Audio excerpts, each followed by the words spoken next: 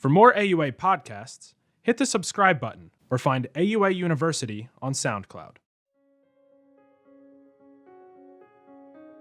Support has been provided by independent educational grants from Astellas, AstraZeneca, Bristol Squibb, Janssen Biotech Incorporated, administered by Janssen Scientific Affairs LLC, Merck, Pfizer Incorporated, Sanofi Genzyme, and UroGen Pharma Incorporated.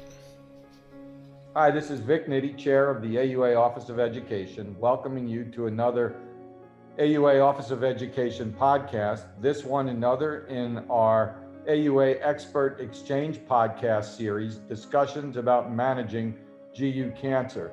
Specifically, today's podcast is going to be on addressing disparities in prostate cancer care. It is my pleasure to introduce my co-host, Dr. Stanley Frencher Jr.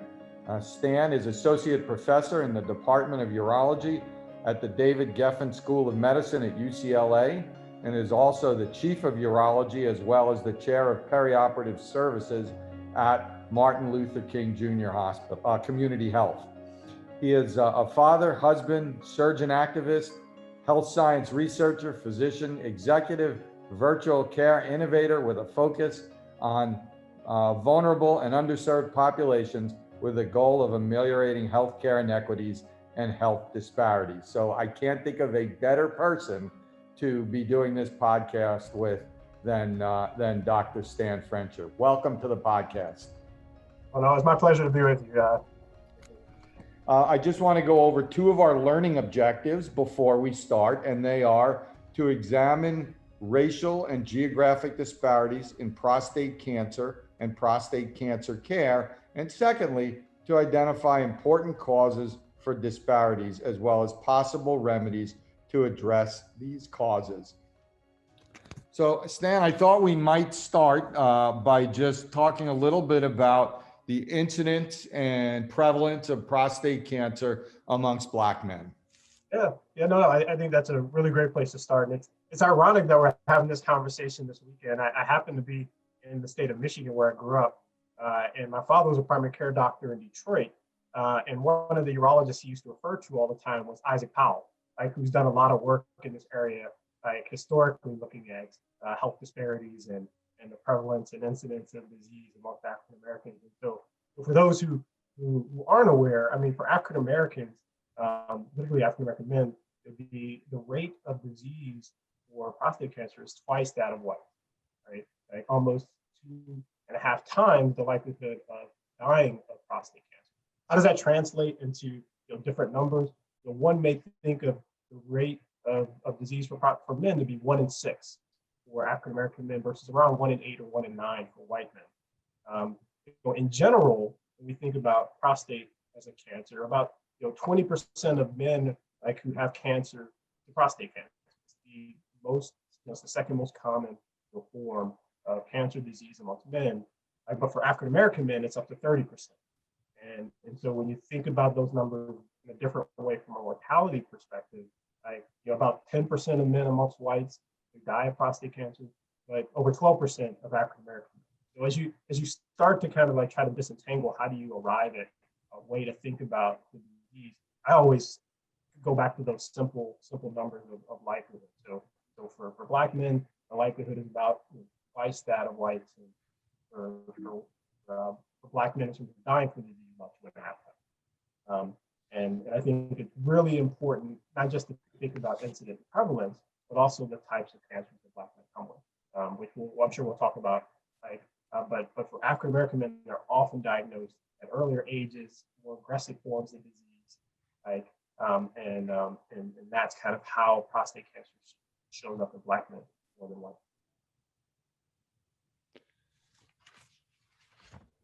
What are some of the reasons? What are some of the reasons for this? For the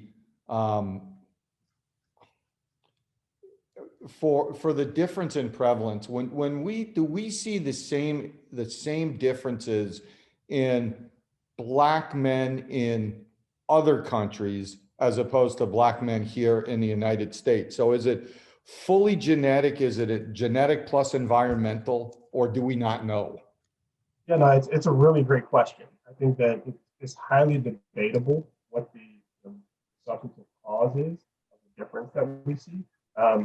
But more and more the data suggests that it's more towards socioeconomic status, like, and social determinants of health, more so than it is genetic or biological. In fact, a more recent study that was in JAMA, for which one of my other mentors that pushed me into urology, Willie Underwood, wrote a really great letter to the editor in response to kind of highlights like the fact that biologic factors are likely not the drivers of the difference. And one of the reasons that you see that is when you do these population-based studies and you account or adjust for things like education, income, insurance status, geographic variation, where folks live, you then see that the differences between like Blacks and whites, particularly as it relates to mortality, like go away. Like, and so the outcome difference that we see is likely driven largely by socioeconomic status and social determinants of health. Now, that said, there's still lots of researchers who are examining or trying to find the underpinnings behind biological reasons and genetic reasons for that may contribute to that difference. But it seems by and large, far and away, the drivers are that this is a social phenomenon, possibly social injustice phenomenon, rather than a genetic. Now, does that also hold true for things like Black men developing prostate cancer at an earlier age, having more advanced disease, having a greater risk for biochemical recurrence, et cetera? Is that also tied into socioeconomic issues as opposed to genetic / other biological issues? I think those observations push people to still look for biological factors. Right? Those observations of potentially having more aggressive form of disease and the observations you made are some of the reasons why folks are continuing to look for, are there differences? And some of those differences, like subtly or not so subtly, that they're finding, or maybe there's differences in DNA repair, like in methylation, like between African Americans and whites. They're looking for differences, like in terms of tumor biology, but much of that stuff has not been validated, like in larger studies, due in part to the fact that African American men are not often participating in these studies, right? And so that's where when we start talking about solutions, one of the big solutions for trying to understand and try to solve the problem of disparities is to make sure that we have higher numbers of African American men in not just clinical trials, but also their pathology being included. So I was wondering if you could touch on some of the underlying causes of prostate cancer disparities, so we can, let's discuss them all. Yep. Yeah, so I think first and foremost, when you start looking at when African American men are getting screened for prostate cancer, that's kind of where we're starting first. Right? So when you don't have access to care, when you don't have insurance, you don't have a level of awareness amongst African American populations, they're not getting diagnosed in the first place. So that often will lead to their diagnosis later, like in the disease. Right? And so that's where it starts. That's where you have some of the disparity arise initially, just access to care. Once men are diagnosed, oftentimes that diagnosis, that time from diagnosis to treatment, is then also delayed. And where a lot of folks feel like the underlying cause there, again, comes back to the types of insurances that African Americans have, the availability of specialty care, and differences in the type of care that African American men are receiving in terms of aggressivity. So for men who are diagnosed and then undergo treatment, like looking at stage for stage and types of treatment, we often see that they're getting less aggressive forms of treatment. So what does that mean? That means that for men who have advanced disease or high-risk disease, and are undergoing radical prostatectomy, they're not necessarily getting lymph node, like um, lymph node dissection. For men who are diagnosed with localized disease, like that is like intermediate risk or low risk, and who want to undergo treatment, they're typically less likely to undergo radical prostatectomy. You start to see some of these differences, like in the way that African American men are treated, and that may be one of the causes ultimately of the differences in outcome. Right? And then kind of lastly, for those men who are want to avail themselves of maybe more advanced prostate cancer treatments, it comes down to, again, insurance status and the availability of that expertise. So you look at men and they're not able to obtain the types of treatments that may be more expensive or may not be available in certain locations. You start to see that as a reason why this very good. So I practice in South Los Angeles, and I practice with the county. And while we are able to provide robotic prostatectomies, provide like a variety of options for men, their options are not as plentiful as men who may receive their care across town in Westwood. That's a function of just where they grew up and where they happen to live, what type of insurance they have. That ultimately has an impact on their outcomes and maybe a large reason why we see. Well, I guess the good news is that those are modifiable things. Those are things that we can do something about. We may not be able to do anything about genetics at least today, but at least these are things that we can work on, and we'll talk more about that. So Stan, when we talk about healthcare disparities, we often talk about social determinants of health and how they impact men with prostate cancer. What are social determinants of health?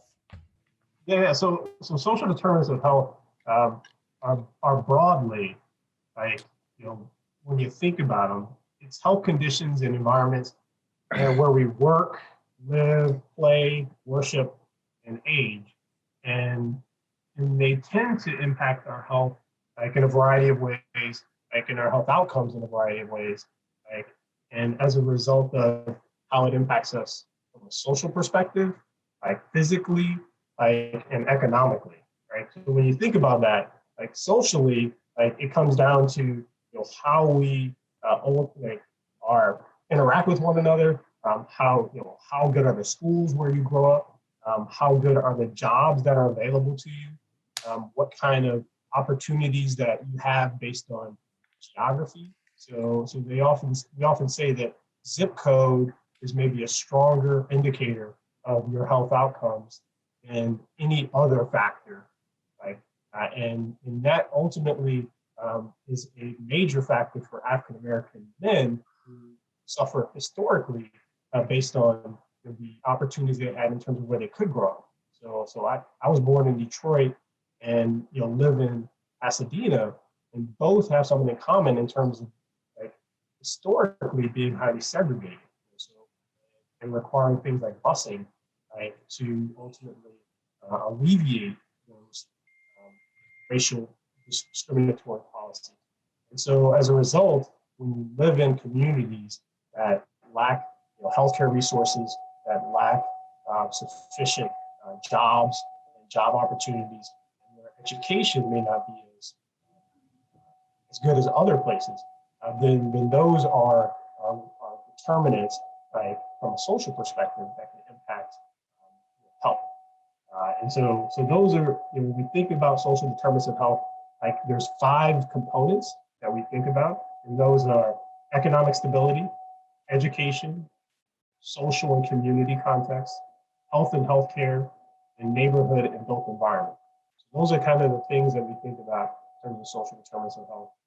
And ultimately addressing each one of those, we can improve the health of members of those communities, right, in which have historically been challenged from a social perspective.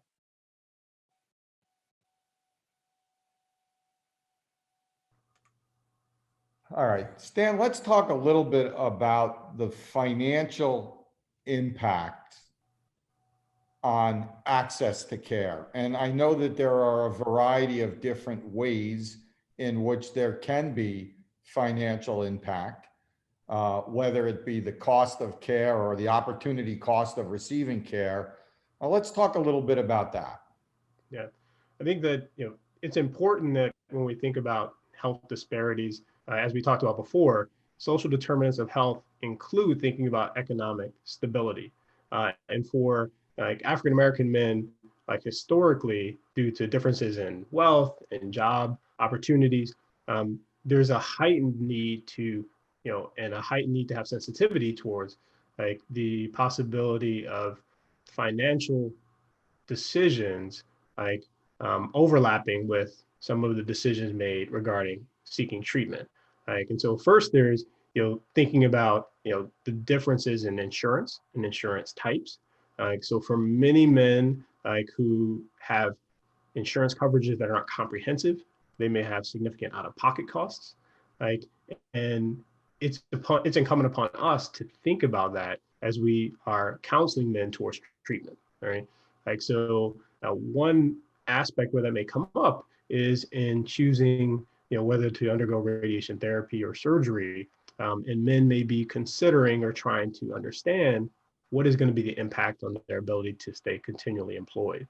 Like, another way that comes up is in men who are undergoing treatment for more advanced forms of cancer, high risk disease, or biochemical recurrence. Trying to understand what is going to be their out-of-pocket cost for some of those treatments. And so while we think that all insurances, often cover things like androgen deprivation therapy, we run across men who struggle to make sure that those get approved, those get authorized, and they get paid for.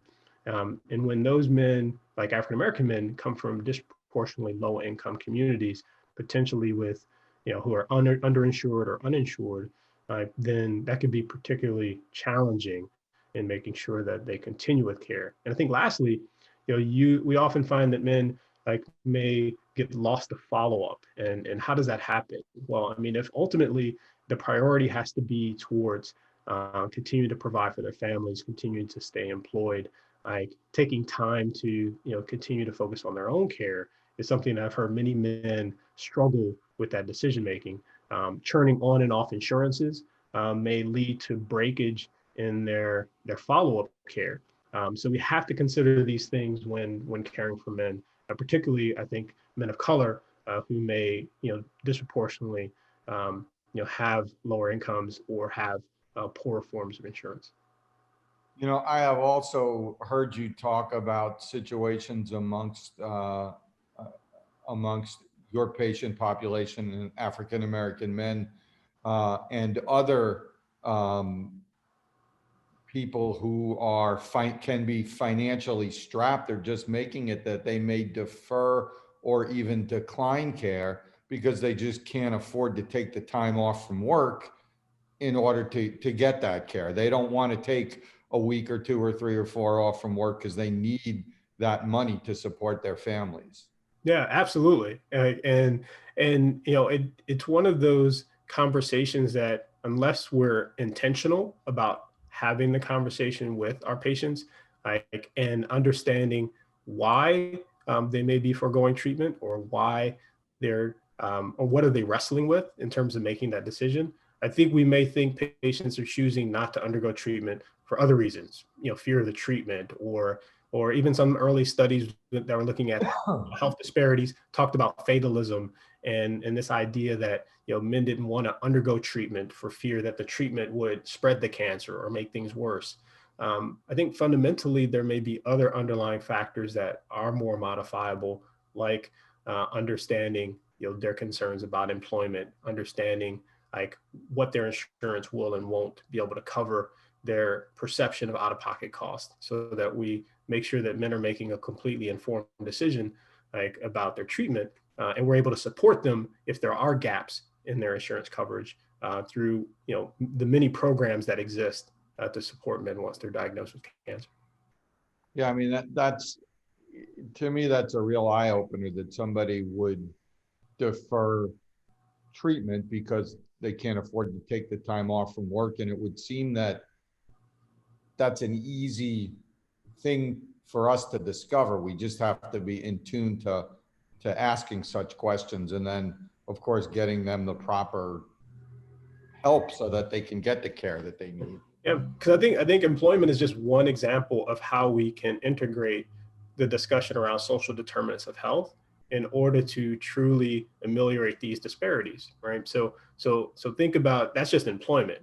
And so if we take each of those, I can say, well, is housing an issue for some of our patients? Absolutely. Had homeless patients who come in who are diagnosed with prostate cancer and trying to understand how are we going to arrange their surgery, or how are we going to make sure that they're taken care of. You have patients who come in who are uninsured, clearly, and how do we make sure that they get insured? Are there resources to do so in our respective clinics? When you think about other forms of other impacts of social determinants, awareness and education. So how do we do outreach into our communities, in a way that is, provides the appropriate health literacy? So I think that, we talked a lot about financial toxicity and employment, but pretty much in each of those domains of social determinants of health that we talked about before is really the way to start thinking about solutions for the issue of health disparities. I think it's really important that we just summarize for our audience the ways in which we can address racial disparities. I think it's the most important thing that we as healthcare providers and as urologists can do. So let's kind of go through the bullet points of, how to address racial disparities 101, things that we should all be thinking about and things that we should all be doing. Yeah, I think first and foremost, it's what we're doing today, in terms of raising awareness about the differences. I remember being a public health student, going to a rally on the Hill years ago to support expansion of healthcare, from New York going down to DC, and sitting on the bus with several physicians, and we happened to be talking about health disparities, and the topic of the disparities in prostate cancer came up, and one of the physicians was like, I just didn't know. I had no idea that there was such a disparity between African American men and whites with respect to prostate cancer. So I think first and foremost, we as urologists have to be leaders in understanding and knowing what those disparities are, and educating our colleagues, our primary care colleagues who refer us patients, and our other colleagues that we work with, in knowing what the differences are and knowing what some of these underlying factors are. I think the second most important thing is, while there's debate about the underlying causes being partly attributable to biologic factors or maybe genetic factors, I think there's good evidence at this point now that the vast majority of the explanation for these differences is a social phenomenon, right? And so I think that we have to focus our attention when it comes to solutions on the social determinants of health as we discussed them. So I think that one aspect of that is ensuring that when we're working with populations, men of color, that we're attuned to, are there issues related to the social determinants of health that are impacting the ways in which my patients are coming to see me, the ways in which we are deciding about treatment, and maybe impediments to them following up and undergoing the appropriate treatment. I think the next piece is understanding our own role in caring for patients and how it impacts our patients who are men of color, and that may be related to implicit bias. That may be into one aspect of improving how we take care of patients who come from underrepresented minority groups, is undergoing some level of implicit bias training and understanding what is our own personal role in how we approach our patients who come from backgrounds different than ours. And I think that's really important. And we see more and more of that in a lot of our academic institutions, amongst our trainees and medical students. And so I think it's something as faculty that we have to be very cognizant of and think about participating in. And then I think that, and that leads us to making sure that the care that we provide is culturally competent, value-based and patient-centered. And so if we're coming to each one of our patients knowing what our own implicit biases are, but also being understanding of the cultures in which our patients are coming to us with, I think we can begin to treat our patients better on an individual basis. And then I think that one of the last and most important parts, I think, of improving health disparities is related to work that I've been doing personally since I was a resident and a medical student. And I think that's figuring out ways to creatively reach out to men of color, beyond the four walls of our hospital and beyond the campuses in which we practice. And some of that is reaching out to communities of color and locations that are trusted, in the community. We did so reaching out to men in barbershops, and there's been lots of data to suggest how that can be effective in treating hypertension, diabetes, and even educating men about prostate cancer. I think churches is another location where we've reached out to African American men to raise awareness, and even provide some care. But I think there's more innovative solutions that are coming, and that we can avail ourselves of in terms of using telemedicine, using home health, trying to figure out hybrid approaches to making care more convenient, so that men do not have to take off of work as frequently to come and see us. So I think that some of the solutions will arise in making care more accessible to all of our patients, which by definition, I think will help some of our patients who have a harder time reaching us, which often are men of color and folks who are low income, underserved, or vulnerable. Is it